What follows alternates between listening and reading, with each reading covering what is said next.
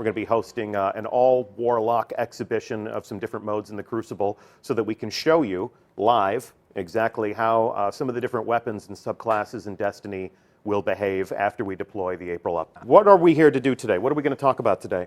We're going to talk about some of the changes we've made. So I know people have been really interested in what we've been doing behind the scenes. We're going to talk about the resurrection or revive changes. So that's what you have basically in every PvE activity and also in the 3v3 PvP modes like skirmish and elimination and salvage. Trials of Osiris. Trials of Osiris, exactly. Okay. So we've got some changes there. Yep. We've made some changes to the special and heavy ammo economies as well. Okay.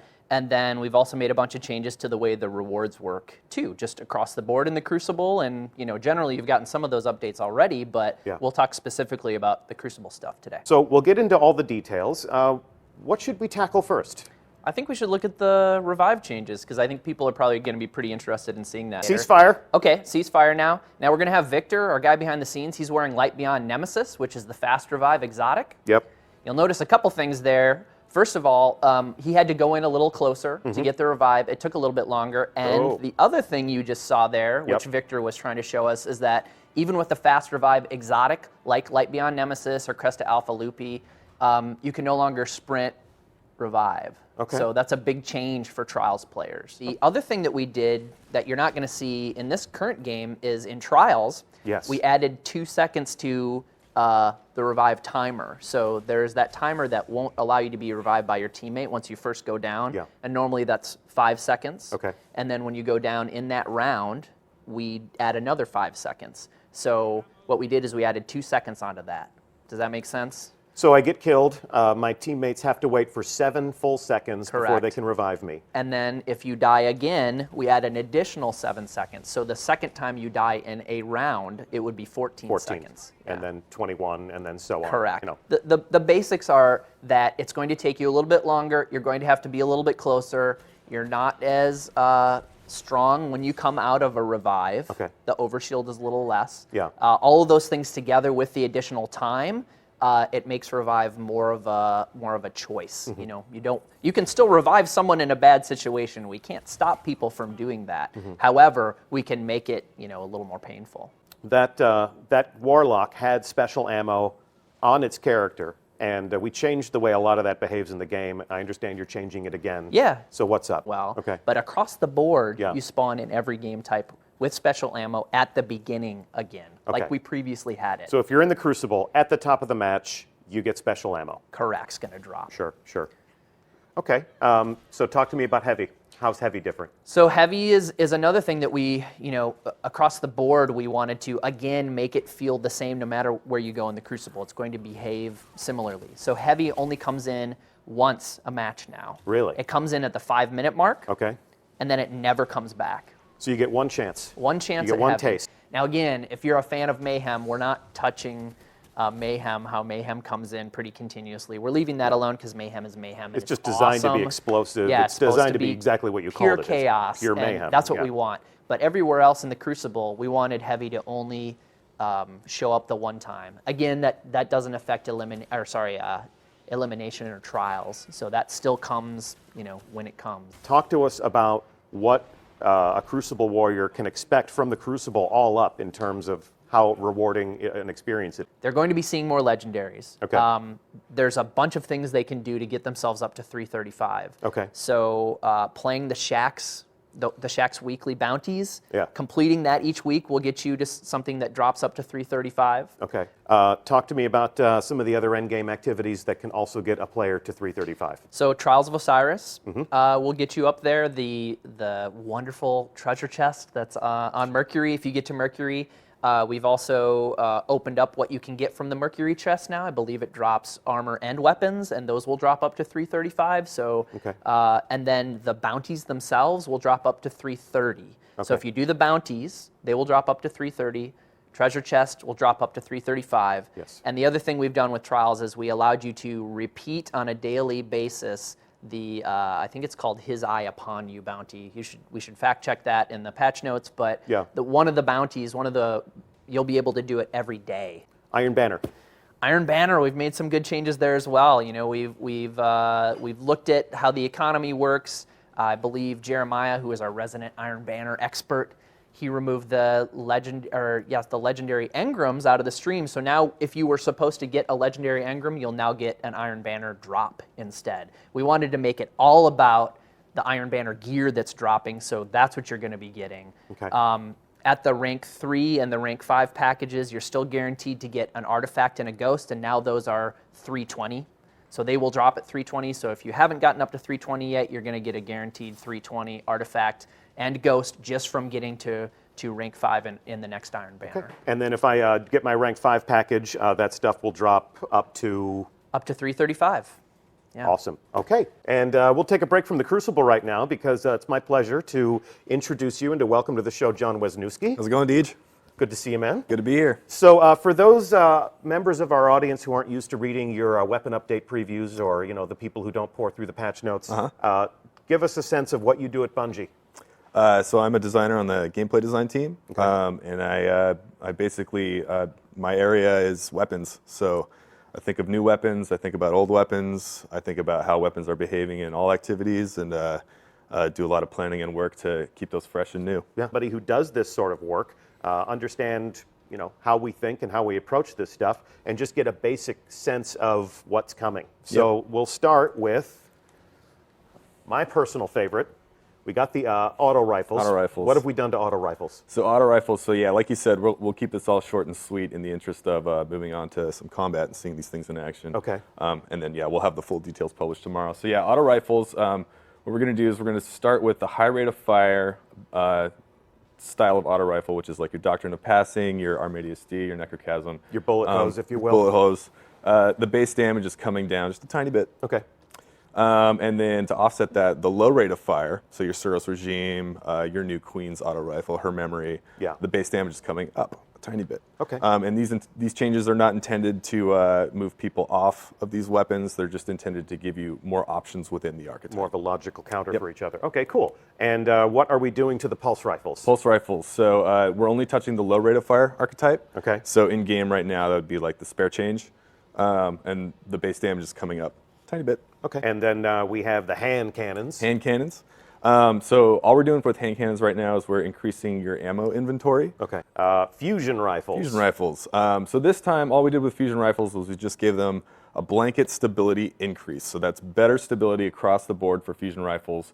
And what that means is that as the projectiles leave the barrel in the burst, you're going to get a less severe kick, which means a tighter grouping of projectiles, which means more accuracy.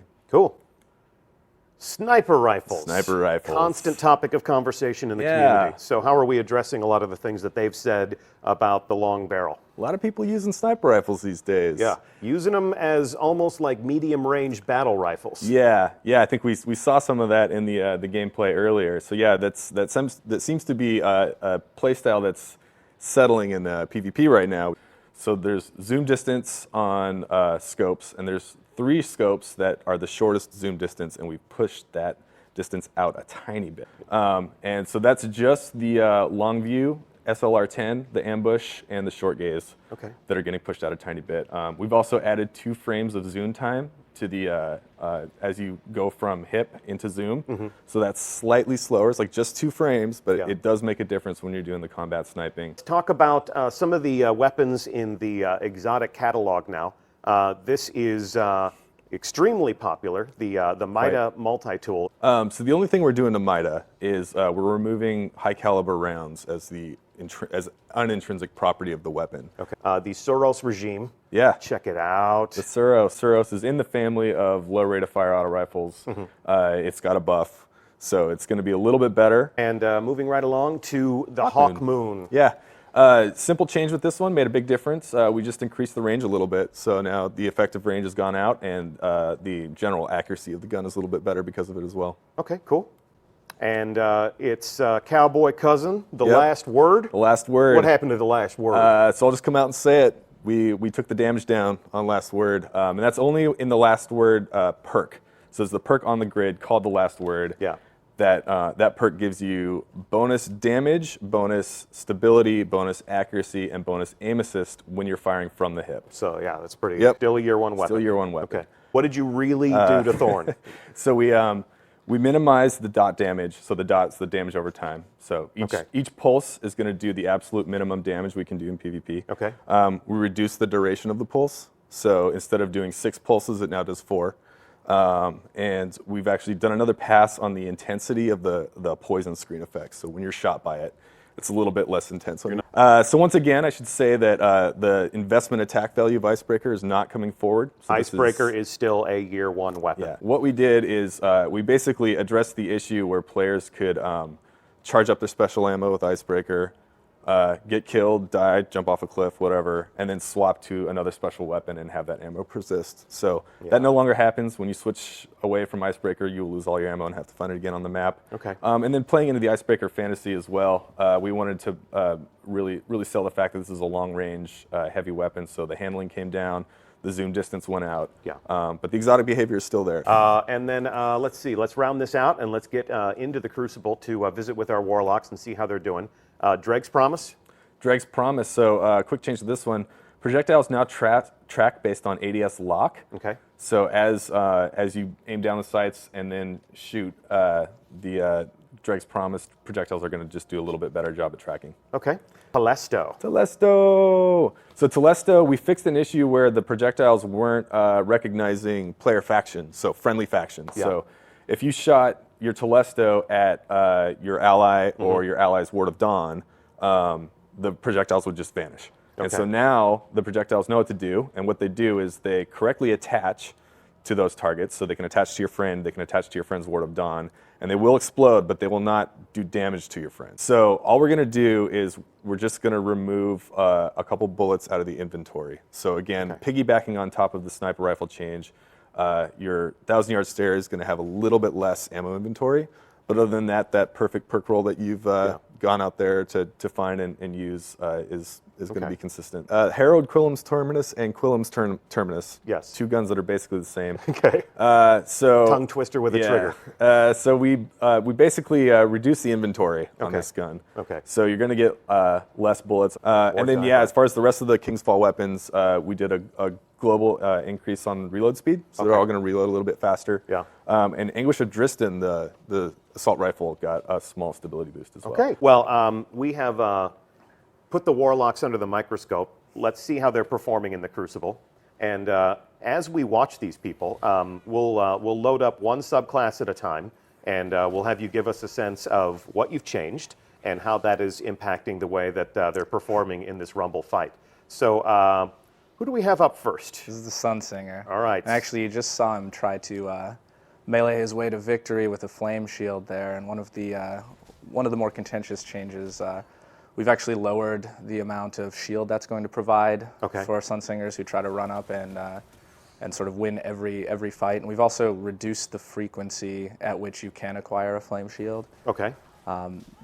Beyond that, we looked at the other melees to try and bring them up a little bit so that there were other play styles there. So if you're running something like Solar Wind, that's going to be available a lot more if you want to like push a shotgunner out of your face or something. Gotcha. And then also Brimstone, more specifically in PvE, has got a nice damage boost, so you can cause like little miniature star explosions and have all sorts of fun. So talk about the super. This super's active now. So this is Radiance.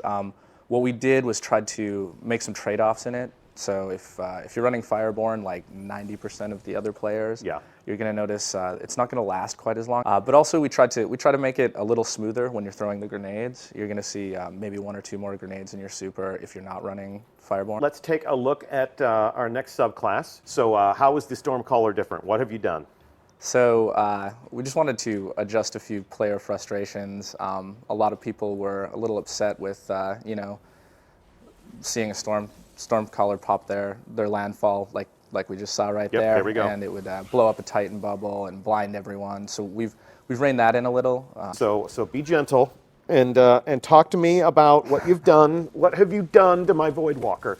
So we didn't do anything to Nova Bomb. Okay. What we did try to do was emphasize a sort of gameplay personality that the Voidwalker has. So they're lagging a little bit behind the other subclasses in terms of output. Okay.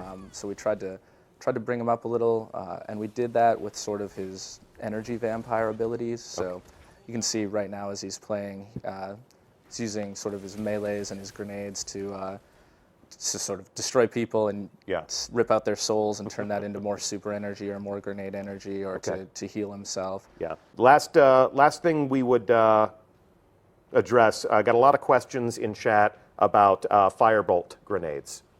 Oh, here we go. So yeah, that was the other thing that was talked about a lot, and without essentially rebuilding an entire section of this subclass, Yep. there was no simple way to adjust that. So we kind of left it alone. We looked at other points of frustration like Flame Shield and tried to take a little bit of the power out there, and Okay. hopefully that's enough. But we're still watching. So the word is firebolt grenades at this point in time are basically unchanged. Basically unchanged.